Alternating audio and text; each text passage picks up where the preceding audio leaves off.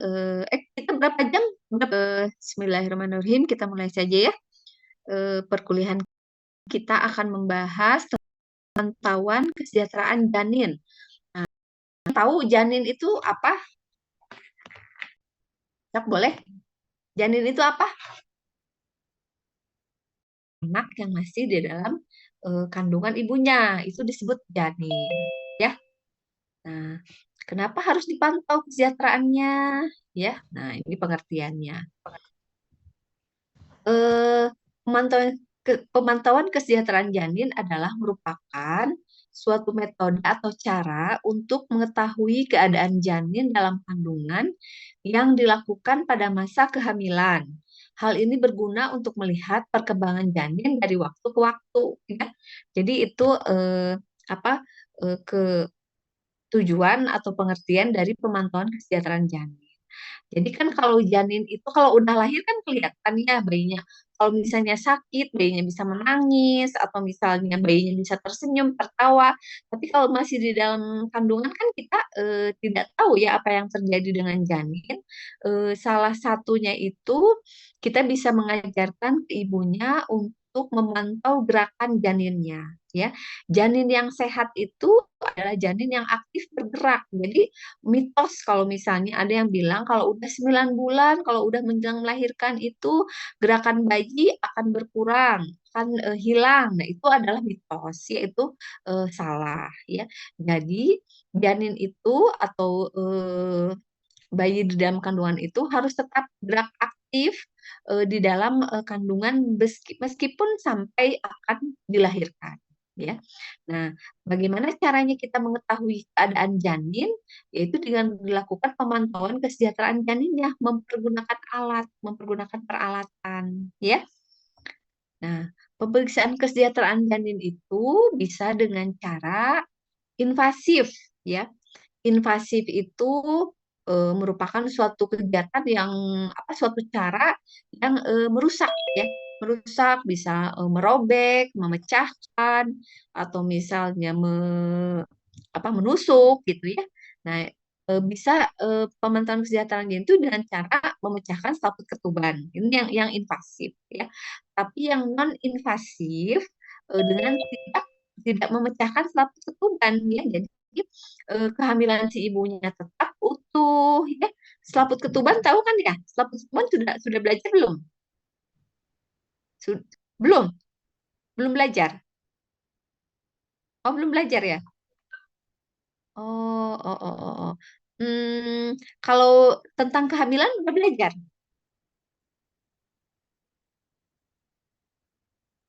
Ibu sudah. Eh, udah terlihat ya? Teteh, teteh ya, kelihatan ya. Ini saya besarin dulu. Nah, ini. Eh, kebayang nggak ini? Kakinya sebelah mana, yang kanan atau yang kiri? Yang kiri atau yang kanan? Kakinya, kaki si ibunya. Izin kiri, Ibu. Kiri ya. Ini kaki si ibu ya. Kakinya. Kebayang ya? Ini paha ibu, ini perut ya. Di dalamnya ada rahim ya. Ada rahim. Kelihatan ini ada kursornya, kelihatan nggak? Ya, kelihatannya kursor Ini, ibu Bu. bergerak. Nah, ini adalah rahim kita ya, rahim seorang ibu yang sedang yang hamil. Jadi ini adalah rahim nih. Yang merah ini adalah dinding rahim ya, dinding rahim. Lihat ini dinding rahimnya, ada mulut rahim. Lihat mulutnya panjang gini ya. Nah, ini mulut rahim. Di depan rahim kita itu ada kandung kencing. Ini kandung kencing nih yang bentuknya segitiga nih. Ya, ini. Nah, di depan kandung kencing kita itu ada tulang. Tulang simfisis pubis. Udah belajar tulang simfisis pubis? Ya, kalian boleh pegang loh. Pegang punya masing-masing biar tahu. Ini ada tulang ya di atas kemaluan kita. Nah, ini ada tulang yang putih itu ini. Tulang ini. Ya. Ini tulang belakang kita, ini tulang belakang kita ya. Terus kemudian ini rektum. Ini anus kita, ya. Jadi ini lubang anus. Kenapa ya? Kenapa ini jadi gini? Ini adalah lubang anus yang paling belakang, ya. Dan ini kan rahim, ya. Kesini yang ada mulut rahim. Nah, ini rongga ini adalah rongga vagina, ya, rongga vagina kita. Nah, ini lubang vagina ini, ya. Terus kemudian ini kan kandung kencing, ya. Nah, ini uretra di sini. Pendek, ya, uretra kita pendek, ya. Makanya kalau misalnya ibu-ibu yang sudah tua punya ada yang masih punya nenek nggak, suka udah nggak bisa nahan pipis sampai harus pakai pempers. Ada yang masih punya nenek terus sampai kan nggak bisa nahan pipis jadi harus pakai pemper nggak? Karena perempuan itu ininya saluran pipisnya pendek tuh, cuma segini, kurang lebih 4 senti, ya, pendek sekali, ya. Makanya kalian kita gitu ya kalau misalnya uh, suka pengen pipis banget, suka sampai nggak ketahan kan ya, sampai kawer-weran gitu, ya, seperti itu. Nah, udah ya, kita bahas tentang anatomi sekitar rahim. Nah, pada saat kehamilan rahim kita itu membesar 10 kali lipat pada saat kita hamil, ya. Pada saat kita tidak hamil, si uterus kita tuh tidak tidak lebih besar dari kantung kecil ini. Jadi cuman segitu gitu. Cuman segede apa ya? Telur ayam yang kecil gitu. Cuman sebesar itu gitu. Tapi pada saat kita hamil, dia membesar 10 kali lipat. Yang asalnya beratnya cuma 1 oz atau 100 gram, pada saat hamil ini beratnya jadi 1 gram, 1 kilo. Jadi 1 kilo yang mampu menahan janin. Ini janin, ya, bayi kelihatan ini ada janin bayi. Nah, ada plasenta nih, lihat ada yang nempel ini, ya, ari-ari atau plasenta. Ini tali pusat, tuh kelihatan. Nah, ini tali pusatnya yang menghubungkan antara plasenta dengan janin, ya. Nah, ini di sekeliling janin itu diseliputi oleh cairan ketuban, ya. Jadi bayi itu berada di dalam kandungan itu berenang, ya, berenang dia di dalam cairan ketuban, ya. Si bayi ini makan minum sama sama kita, ya. Makan minum, cuman bayi itu tidak bernafas lewat hidung maksudnya, ya. Dia bernafasnya lewat ini, lewat tali pusat. Pertukaran oksigennya, jadi dari tubuh ibu membawa oksigen masuk ke sini, masuk ke paru-paru bayi, terus kemudian CO2-nya disalurkan ke sini, masuk lagi ke tubuh ibu, dikeluarkan bareng dengan CO2 yang dihasilkan oleh tubuh ibu, ya, begitu. Nah, kalau selama di dalam kandungan, janin itu makan dan minum. Dia makan dan minum air ketubannya sendiri, ya. Jadi air ketubannya itu dimakan sama dia, terus diminum. Nah, nanti kan dia bakal ginjalnya aktif tuh, nanti keluar air pipis, ya, keluar air pipis. Terus kemudian si ketubannya dimakan lagi gitu. Jadi muter gitu. Si cairannya itu muter, ya. Cuman bayi normal itu tidak BAB di dalam rahim, tidak BAB di dalam perut ibu, tidak. Dia cuman makan, minum dan pipis, ya. Bayi tidur di dalam kandungan, tidur sama kayak kita. Ibunya tidur, biasanya bayinya tidur, ya. Terus kalau misalnya bayinya main, dia memainkan tali pusat, dia mendengarkan suara ibunya, gitu ya. Makanya kalau lagi di dalam kandungan, ibunya harus sering-sering baca Quran tuh dia otaknya itu merekam, ya. Sampai sini paham,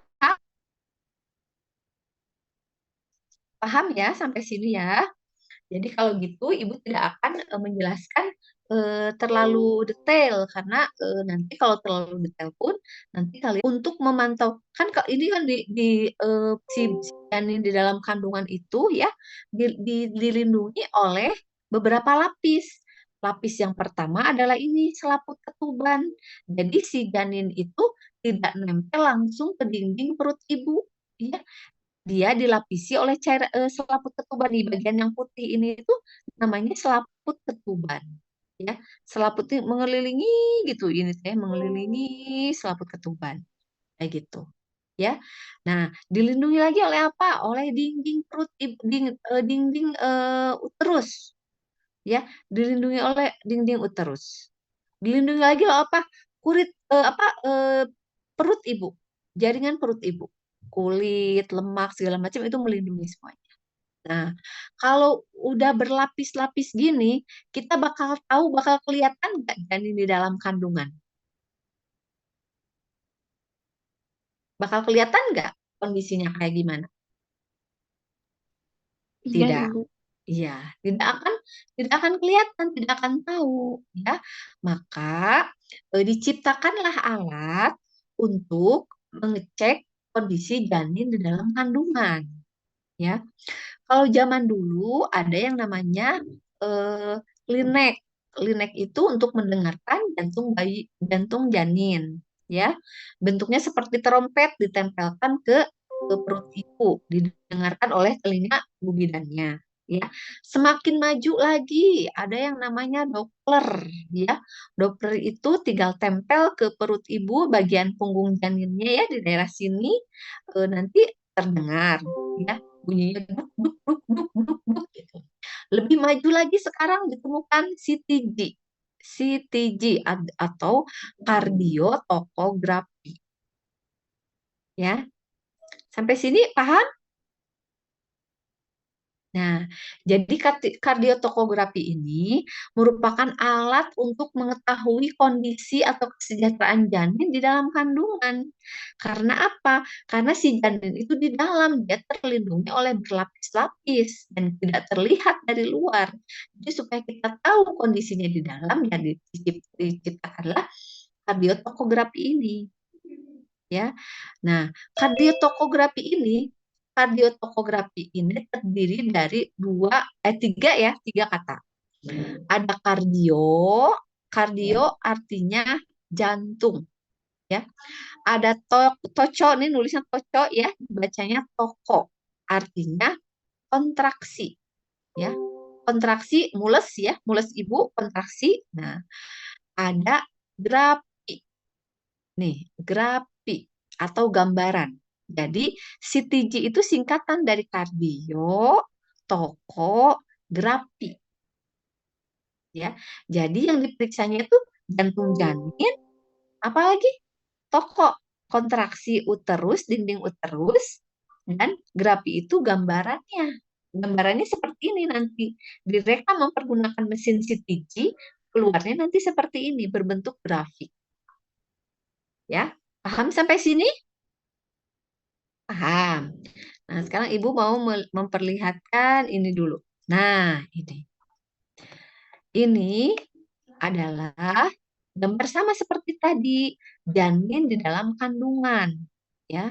Pada saat perut ibunya kontraksi atau his ya, kontraksi atau mules, biasanya ibunya merasakan mules gitu ya pada saat kontraksi itu. Maka otot itu kalau otot itu kalau berkontraksi memanjang atau memendek?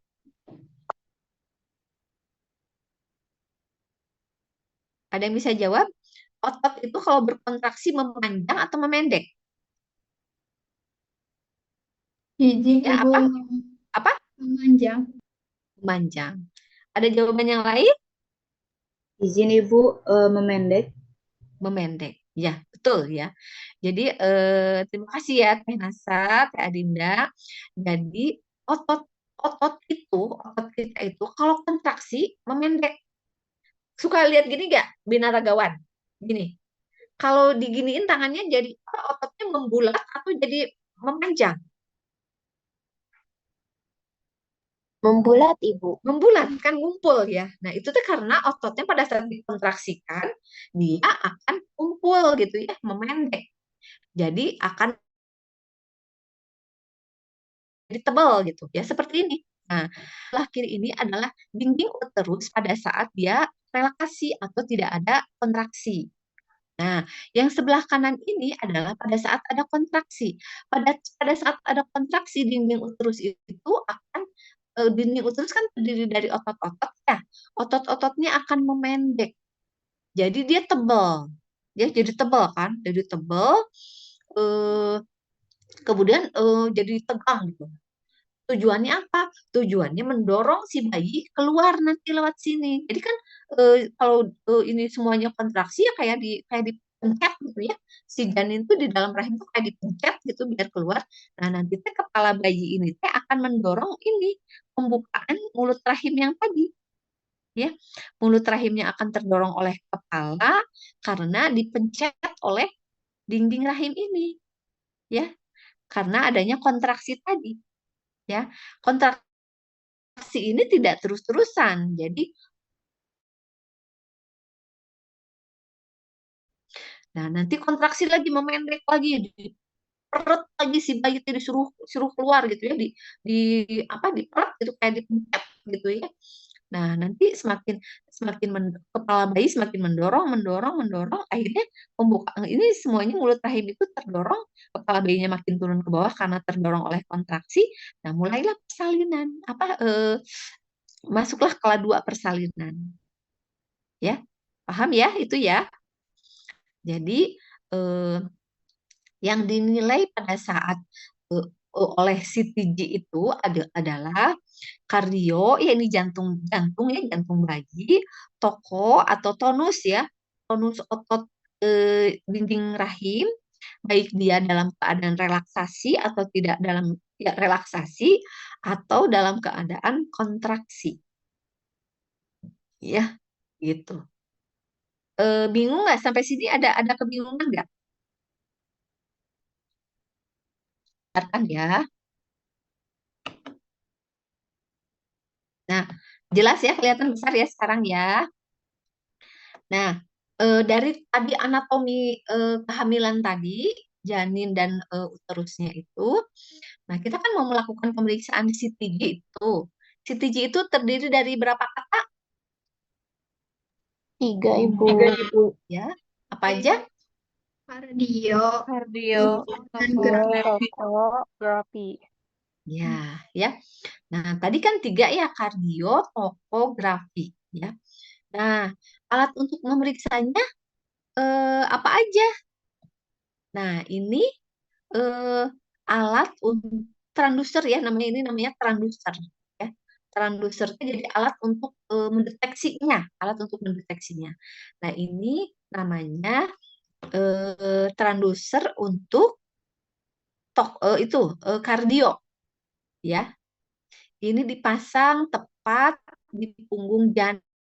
Ya, jadi kalian harus palpasi dulu, dipegang, dipalpasi dulu di mana letak punggung janin gitu ya, baru nanti tempelkan. Ini harus dikasih jelly dulu. Ini jelly ya, salah satu jellynya boleh pakai ini ya. Jadi terus jellynya pun tidak boleh langsung ditempel ke sini. Jellynya harus ditempelkannya ke perut ibu dulu. Ya, jadi misalnya kita udah palpasi nih, ketemu punggung bayinya, bisa punggung bayinya belah sini. Nah, kita kasih jelly dulu belah sini, ya, baru ditempelkan si kardionya. Jadi bukan jelinya yang ditempelkan ke sini, tapi eh, ditempelkannya ke perut ibu si jelinya, ya diaplikasikannya, baru ditempelkan ini, ya, yang untuk kardio, ya. Nah, sekarang ini juga namanya sama transducer. Ini transducer untuk toko, ya, yang tadi toko untuk mengetahui apa? Untuk menilai apa? Ibu. Apa? Kontraksi. Ya, kontraksi atau relaksasi dari dinding rahim. Ini toko. Ya, kalau ini haram, tidak boleh memakai jelly. Tidak boleh ya. Tidak boleh memakai jelly. Karena kalau mau dipakai kan jelly ini rusak. Ini dipasangnya di mana? Di fundus uteri. Nanti Ibu tunjukkan lagi ya di gambar ya.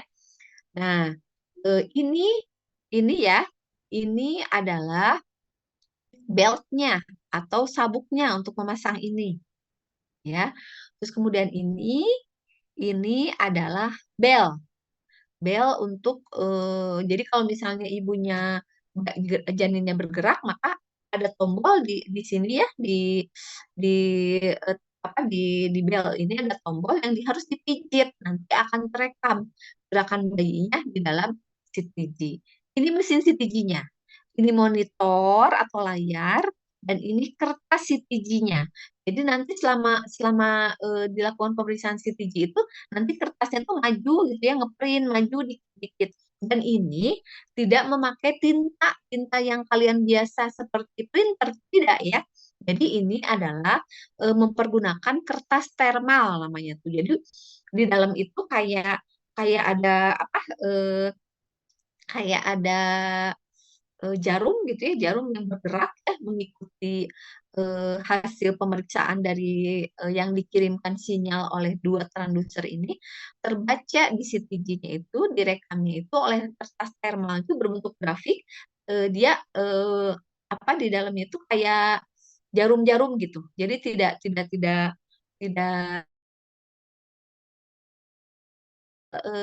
tinta ya, tapi si jarumnya itu menggores ke kertas thermal mengakibatkan apa suatu gambaran.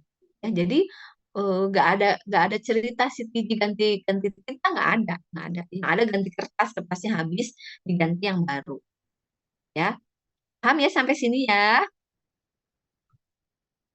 Nah, ini yang tadi Ibu ya, yang kalau dipisahkan ini kan udah yang tadi makan udah terpasang ya, ini udah pada dicolokin nih di sini. Nah, kalau ini mah yang belum dicolokinnya kayak gini. Ini untuk transducer apa ini?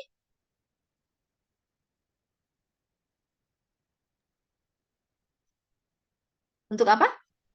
Kardio, Ibu. Betul, betul. Kalau ini untuk transducer apa? Toko. Toko. Betul. Ya, terus ini apa?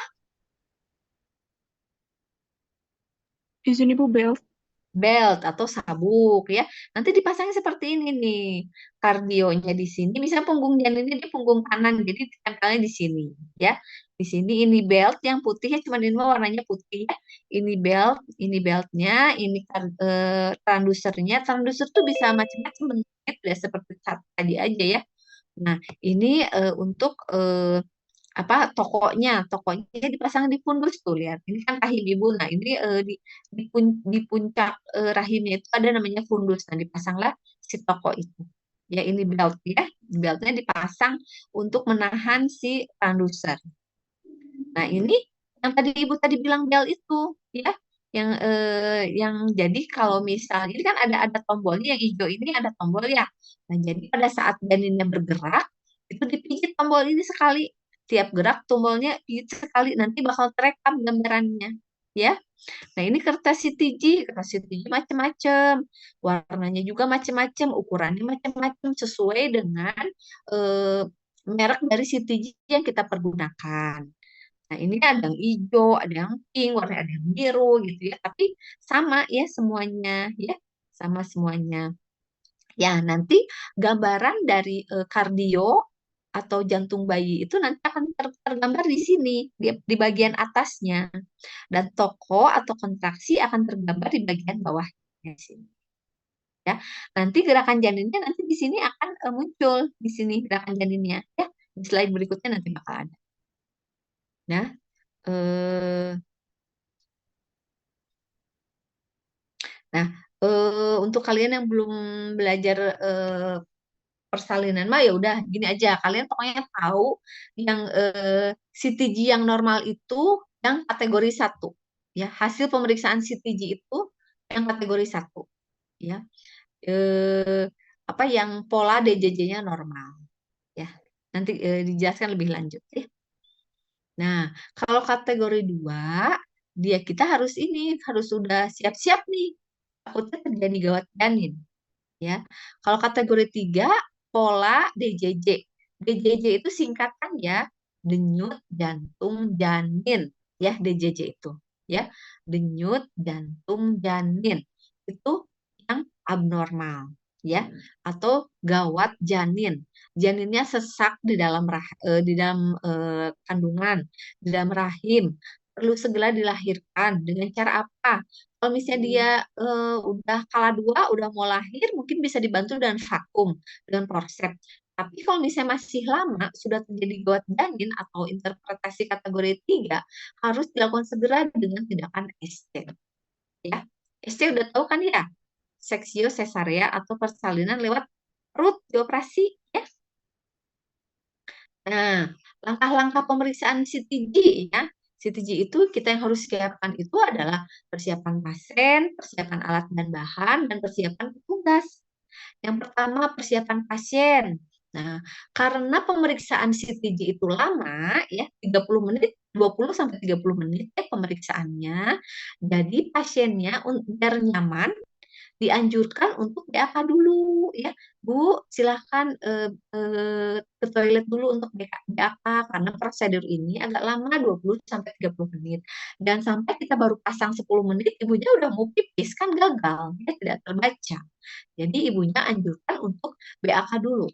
Posisi saat perekaman ibu setengah duduk. Jadi tidak boleh seorang ibu hamil itu terlentang terlentang kayak kita gitu ya, kayak yang nggak hamil terlentang gitu ya kalau kita pulang pulang kalian pulang kuliah atau misalnya ibu pulang kerja, biasanya kan kalau ke tempat tidur itu bruk gitu ya, apa nempel gitu ya, posisi lurus gitu ya. Kalau ibu hamil itu tidak boleh duduk seperti itu, tidur seperti itu. Jadi ibu hamil itu harus setengah duduk, jadi bantalnya agak ditinggikan 2 atau 3 bantal, kemudian kakinya agak ditekuk ya, kakinya agak ditekuk sedikit, yaitu duduk semi volar namanya ya, setengah duduk atau semi volar. Boleh juga dengan cara duduk atau tidur miring kiri ya. Tapi kalau tidur miring kiri biasanya bunyi jantung janinnya kurang terdengar jelas. Jadi yang lebih umum itu yang biasanya kita pemeriksaan itu ibunya sambil duduk semi volar yes, atau setengah duduk. Ya. Persiapan alatnya apa yang harus kita persiapkan untuk pemasangan CTG ini? Doppler, ada alat CTG-nya, kertas CTG, jeli, tisu untuk ngeringin ngebersihin perut ibu ya, karena bekas pokok kan ada jelinya. Nah, nanti kita harus keringkan dengan tisu ya. Kemudian persiapan petugasnya, mengetahui tata cara menyimpan dan memasang CTG. Ya, kalian sekarang sedang belajar ya. Mampu melakukan interpretasi CTG yang tadi itu kategori 1, kategori 2, kategori 3 gitu ya.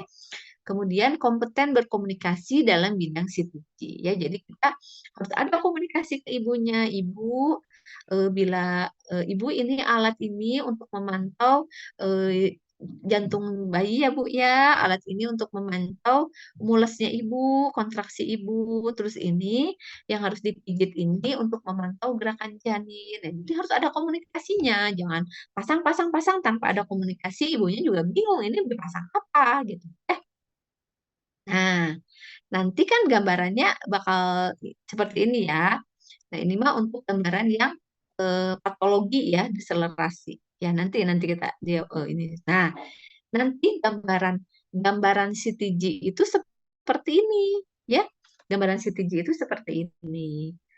Nah, ini adalah apa? Yang di atas tuh kata Ibu apa? Gambaran apa? Gambaran apa? Kardio atau toko? Kardio.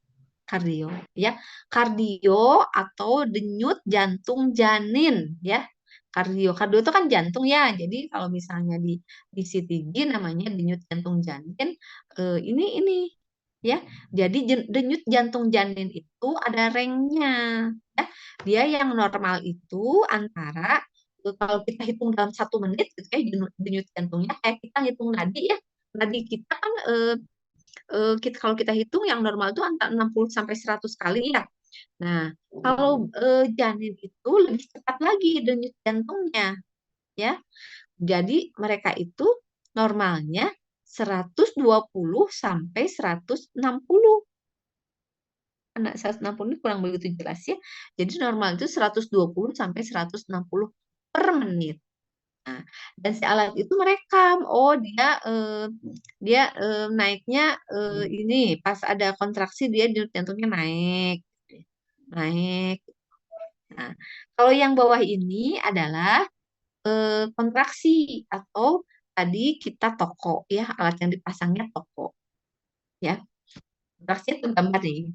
Dulu ini saking tingginya tuh sampai puncaknya nggak kebaca ya, nggak kebaca. Berarti dia kekuatan kontraksinya lebih kuat dari yang ini, yang maksimal 100 ini dia lebih kuat dari ini Ya, ini kontraksi nih ke atas, ke bawah lagi, kontraksi, relaksasi lagi, seperti itu. Ya.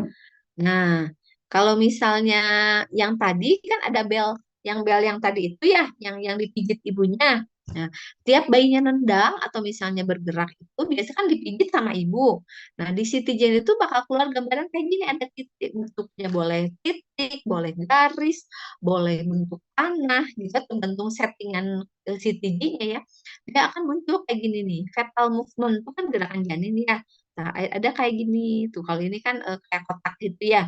Ini terus gerak lagi, terbaca lagi tuh ada tanda kayak gitu. Ya.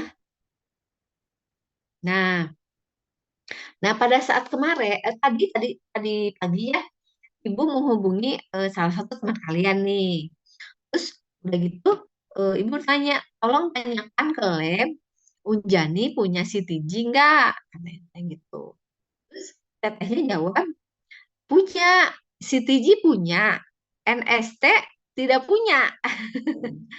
NST itu adalah salah satu jenis pemeriksaan, ya, salah satu jenis pemeriksaan yang mempergunakan CTG. Bentar ya. CTG itu kan alatnya. Nih alatnya yang tadi udah Ibu jelaskan tadi, paham ya CTG. Nah, NST itu adalah kepanjangan dari non stress test, ya. Non stress test atau NST. NST adalah cara pemeriksaan janin dengan menggunakan kardiotomografi, ya. Pada umur kehamilan lebih dari 26 minggu. Karena kalau kurang dari 26 minggu itu terlalu kecil, tidak terbaca, kurang terbaca, kurang akurat. Ya, jadi lebih dari 28 minggu, 26 minggu, kita bisa mempergunakan CTG atau bisa melakukan NST untuk kehamilan. Ya, pemeriksaan ini bertujuan untuk melihat interaksi antara perubahan denyut jantung dengan gerakan janin. Ya, jadi idealnya dapat dilakukan pada kehamilan persalinan ya, yang dinilai adalah gambaran DJJ atau denyut jantung janin dengan aktivitas janin atau gerak janin. Pada janin yang sehat, yang bergerak aktif dapat dilihat dengan peningkatan denyut jantung janin. Dan ST itu yang perhatikan adalah dua, gerakan janin yang pakai tombol itu ya, biar biar biar kedetek pakai tombol, ibunya mijit tombol, dan transducer kardio ya, seperti itu. Nah, bila gerakan janin itu merupakan stres ya, stres intrinsik, tapi kalau stres ekstrinsik itu adalah kontraksi ya. Idealnya stres intrinsik itu akan menghasilkan akselerasi. Jadi akselerasi itu meningkat di unit jantungnya gitu ya. Dan stres ekstrinsik atau kontraksi tidak menyebabkan deselerasi. Deselerasi itu gambaran unit jantungnya turun ya. Bentar. Biar tahu gambaran-gambarannya sebentar ya. Nah, tadi kan gambaran CT itu kayak gini ya. Kalau ini artinya berarti kan denyut jantungnya naik ya. Nah, ini turun lagi, biasa lagi. Nanti jantungnya nanti naik lagi, biasa lagi. Nah, sekarang Ibu ibaratkan, ya, Ibu ibaratkan kalau kalian lari, nih lari, lari gitu. Denyut jantungnya biasanya gimana? Naik, Ibu. Naik, betul. Ya, begitupun sama dengan janin. Janin mah nggak usah lari, dia gerak juga dia capek ya, dia capek gitu. Nah, pada saat dia bergerak, dia denyut jantungnya yang normal itu akan naik denyut jantungnya. Ya, sama dengan kalau kita lari kan jantung kita jadi berdebar ya, jadi cepat. Nah, sama. Terus kemudian dia diam lagi, turun lagi denyut jantungnya. Terus dia gerak lagi, naik lagi denyut jantungnya, turun lagi. terus diam lagi dia, terus dia bergerak lagi, naik lagi denyut jantungnya. Seperti itu. Ya.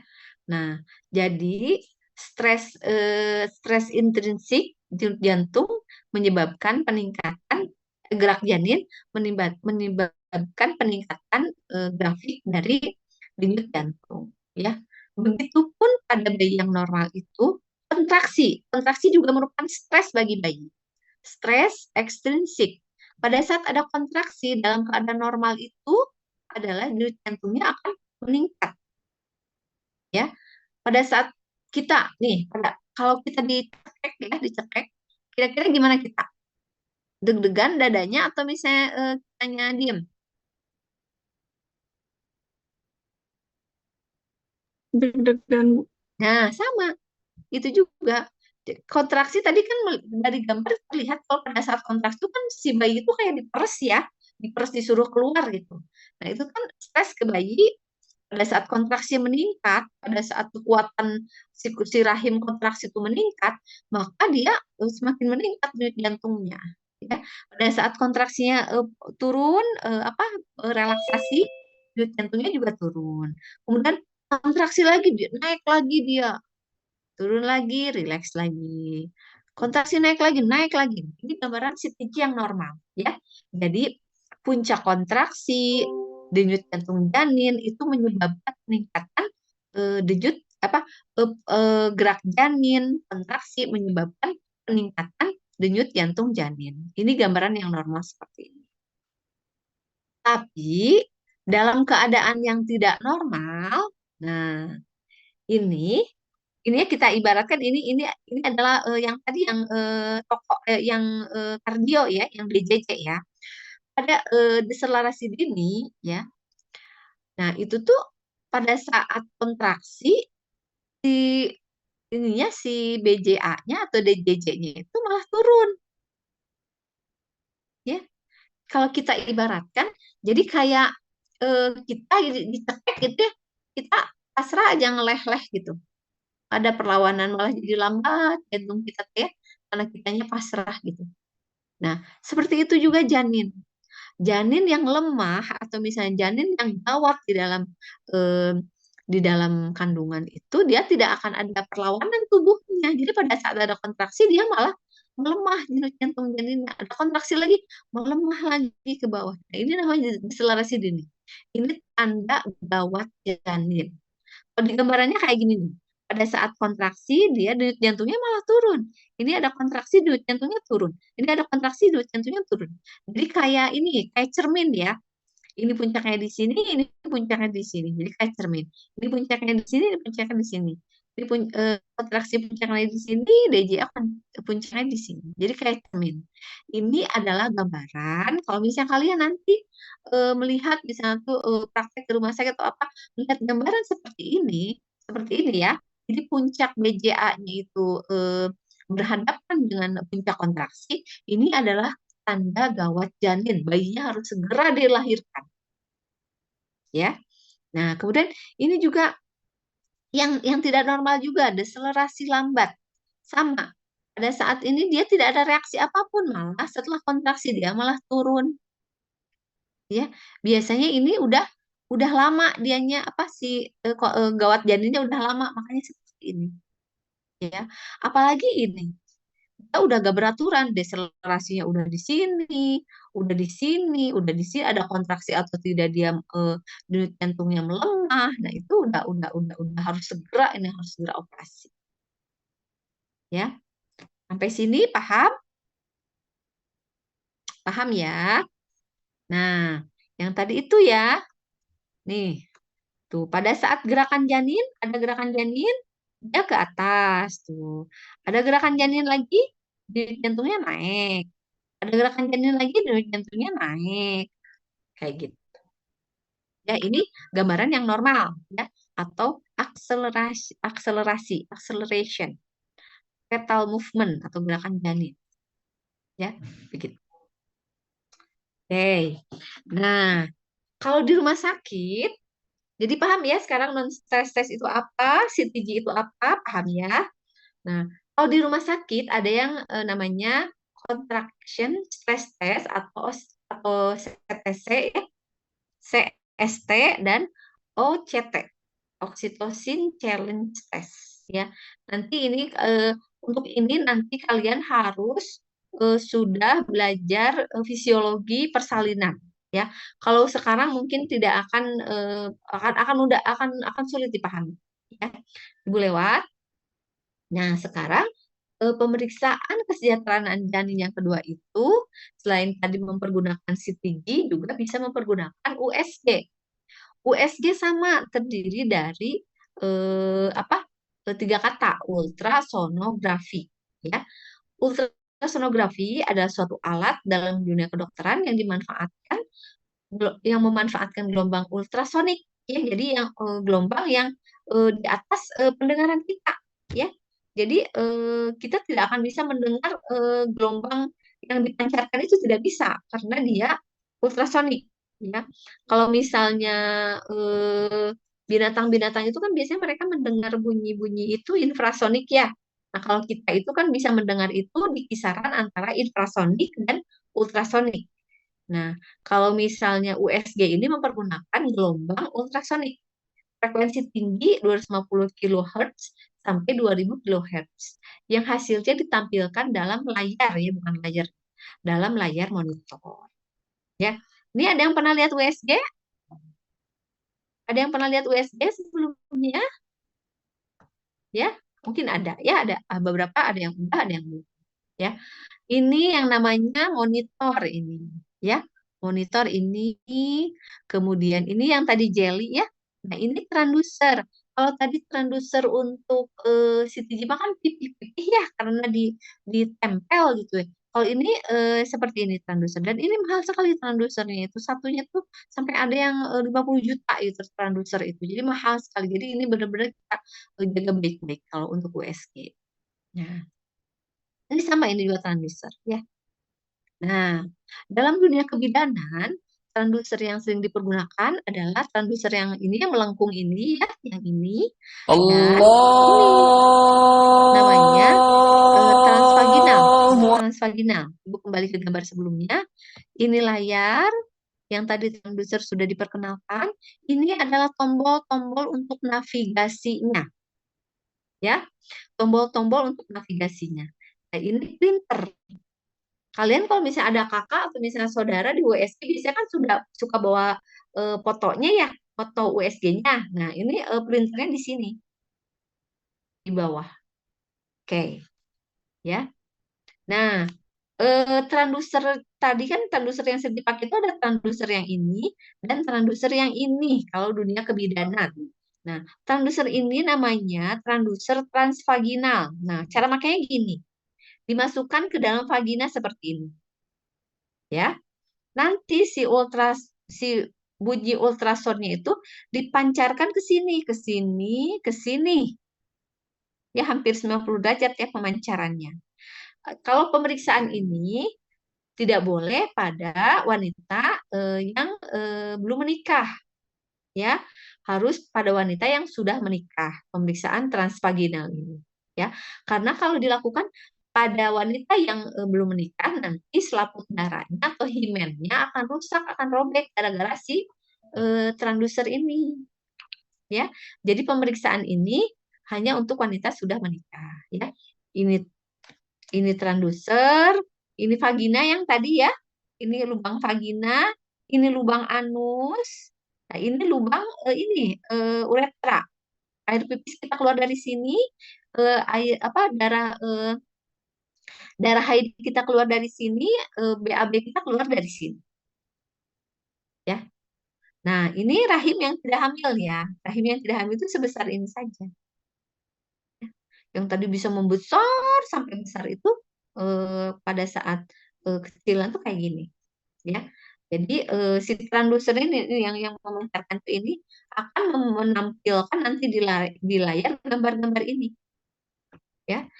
Sedangkan transducer yang sering diperlukan yang lain adalah yang ini, yang melengkung ini. Nanti gambarannya tampak di layar.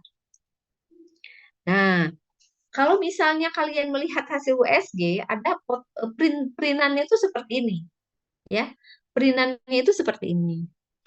Nah, jadi ada nama pasien biasanya ya, terus tempat dia dilakukan USG-nya di mana, ada tanggal, ada jam, AM, PM, ya.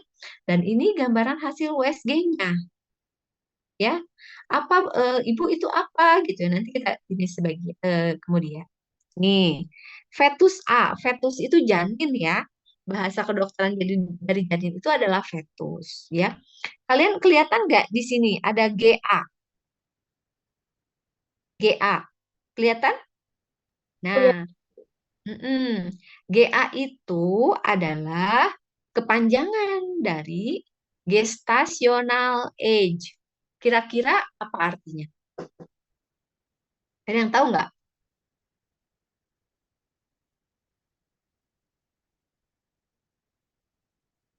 Ada yang tahu? Bisa jadi umur Apa? janin. Ya, betul. Ya, umur janin atau usia kehamilan. Ya, biasanya kita singkat UK, usia kehamilan. Ya, gestational age atau usia kehamilan. Di sini kan ada angka tuh, 38W1D. Ini adalah 38W itu singkatan dari week. Week apa week? Minggu, Ibu. Ibu. Betul, minggu. Dan 38W 1D. D-nya itu day. Day apa day? Hari. Hari, Ibu. Hari. Jadi GA atau usia kehamilannya 38 minggu 1 hari. Ya, gitu. Nah, eh, ini adalah EDD itu jadi taksiran persalinan, ya. EDD itu taksiran persalinan. Hmm, EDD itu kepanjangan dari estimasi delivery day kalau nggak salah ya. EDD itu estimasi delivery itu persalinan. Delivery day, ya. Berdasarkan ini tuh 7 bulan 5. Jadi kan kalau estimasi persalinan tuh harus 40 minggu ya. Jadi pada tanggal segini baru 38 minggu, tapi kalau tanggal 7 ini sudah 40 minggu, ya. Jadi sebenarnya taksiran persalinannya itu 40 minggunya itu ada tanggal 7 bulan 5 2024, ya. Nah, kemudian kalian bisa melihat ini ada tulisan BPD, Bisa, Ibu. ya. Ada tulisan AC,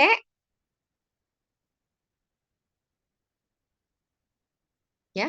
Bisa ya, bisa kelihatan ya ini BPD dan AC. Nah, BPD itu yang ini. AC itu yang ini. Ya, apa itu BPD dan AC? Kita lihat nih. BPD itu singkatan dari biparietal diameter.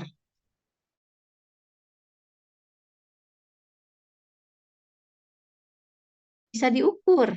Dari diameter kepala janin ini bisa diketahui usia kehamilan. Ya, nih BPD ya. Kita lanjut dulu ya. Ini BPD itu diameter kepala janin bisa menentukan usia kehamilan. Kemudian ada yang namanya AC, kepanjangan dari abdominal circumference atau lingkar perut. Abdominal itu perut ya, lingkar perut janin, ya.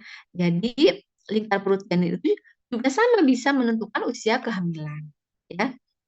Yang terakhir ada yang namanya FL atau femur length, ya. Panjang tulang femur, ya.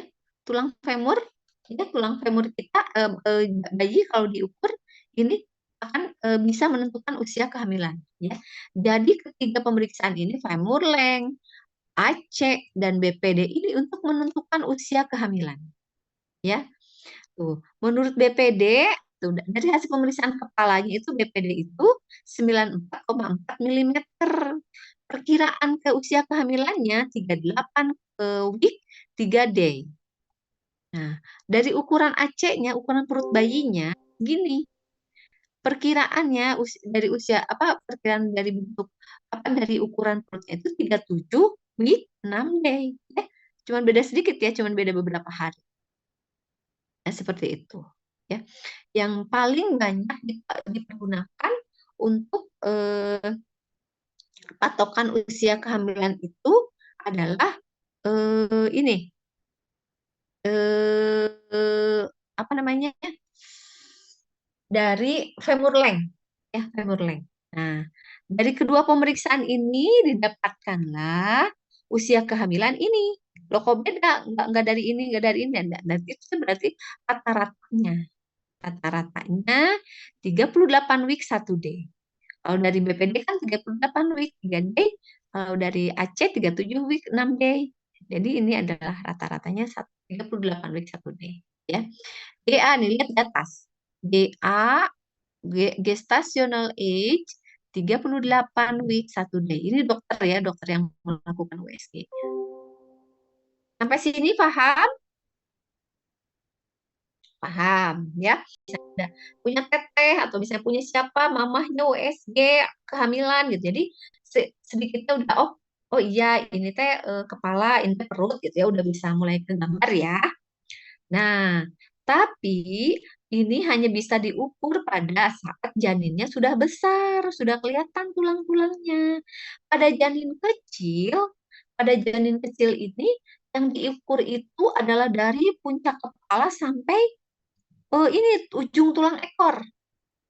Ya, kita itu kan sebenarnya punya ekor ya, cuman kan tidak tumbuh kayak monyet ya. Nah, kalau kalian duduk tuh ada ujung tulang itu, ada ujung tulang. Nah, itu adalah tulang ekor, koksidis namanya.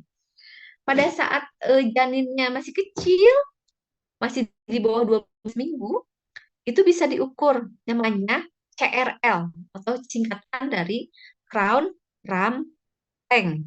Ya, diukur dari puncak kepala janin sampai ke tulang ekornya. Dan ini adalah sebaik-baiknya usia kehamilan. Jadi kalau seorang ibu ingin mengetahui, dia lupa HPHT atau head pertama, head terakhirnya, jadi dia harus USG pada saat usia kehamilan ini. Kalau bisa usia kehamilan di bawah 9 minggu, paling tepat usia 9 minggu. Jadi pada saat usia 9 minggu, maka hasil pemukuran CRL-nya ini biasanya akurat. Ya, akurat. Kalau janinnya udah besar, biasanya USG itu kan ada janin yang kepalanya besar gitu ya, karena memang dia ibu bapaknya gede gitu ya, ada yang tulang femurnya panjang karena memang ibu bapaknya pada tinggi-tinggi. Nah, itu kan jadi sudah tidak akurat lagi. Tapi pada saat usia kehamilan seperti ini, ya, mengukur dari puncak kepala sampai ke tulang ekor ini adalah pengukuran yang paling tepat, ya, terutama pada usia 9 minggu. Hasil pemukulan CRL ini bisa dijadikan dasar untuk penentuan usia kehamilan berikutnya, karena itu akurat, ya, begitu. Nih, Ibu ada yang kurang ya yang tadi ya. Nah, eh, tadi kan kalau misalnya apa baru mengukur usia kehamilan ya, baru mengukur usia kehamilan. Nah, ada satu lagi apa yang bisa didapatkan dari usia kehamilan dari USG itu adalah TBJ atau taksiran berat janin. Taksiran berat janinnya mana ini si dokter tuh? Informasi satu lagi ya. EFW gitu tulisan teh. Estimation fetal weight. Jadi taksiran berat janin. Jadi biasanya berapa kilo tuh suka ada. Ini kok nggak ada ya?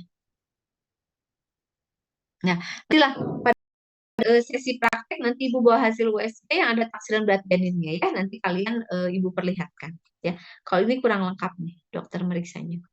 Dan taksiran berat janin itu bisa dilihat dari ukuran perut tadi dari sini. Selain dari usia kehamilan juga dari berat untuk jadi ukuran perut itu AC itu selain bisa menentukan usia kehamilan juga bisa menentukan taksiran berat badan janin. Ya. Sampai sini ada pertanyaan kah?